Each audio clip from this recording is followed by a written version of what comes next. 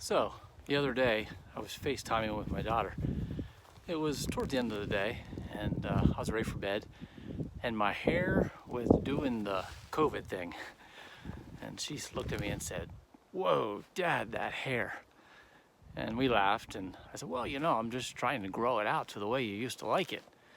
And that kind of brought back one of those not funny at the time, funny now memories.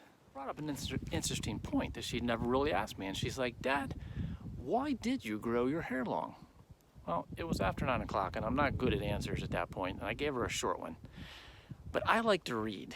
And this morning, as I was having my quiet time reading, I'm currently reading Les Brown's book, You Gotta Be Hungry. Highly recommend it. And he said in there, if you have a goal, and if it's beyond anything that you've ever accomplished, then you're going to have to become a different person to accomplish it. And it reminded me, you know what, I never really gave her an answer. And so I sat down and I wrote her an answer. The short version of that answer is this.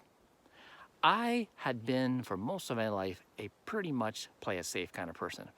And at that point in my life, I was facing the reality, the consideration of actually following my dream.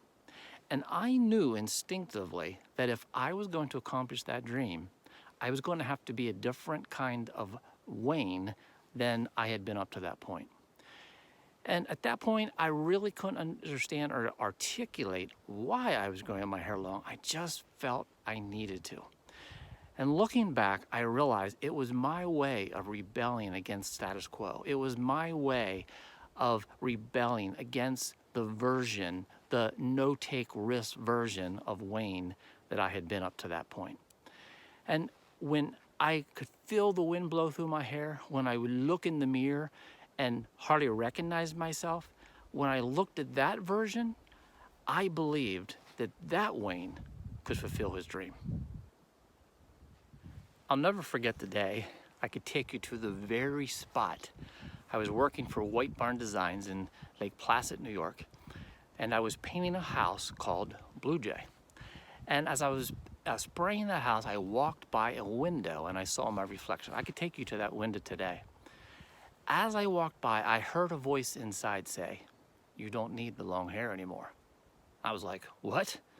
I pictured myself dying, an old man with long hair. It just felt like me. And I heard it again, "You don't need the hair anymore." Well, I waited. It takes a while to grow hair back. I waited 2 weeks, and the thought and the feeling did not go away. So, without telling anybody, I went and cut my hair. So I walked into the house, not really giving any thought that, especially my youngest, had never seen me any other way than with long hair. When I walked through that door, she was the first one to see me. And she stopped in her tracks and looked at me with this horrified look on her face. And then she said these words, "You are ugly." And then she collapsed on the floor sobbing. I scooped her up and held her for what seemed like hours until she finally stopped. And I felt terrible inside. And about 3 days later, she came to me and said, "Dad, I think I'm finally getting used to you with short hair." Here's the funny thing.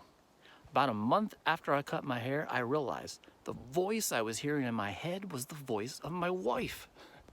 No, in all seriousness, some days I kind of miss the hair. Well, actually, I don't miss the hair.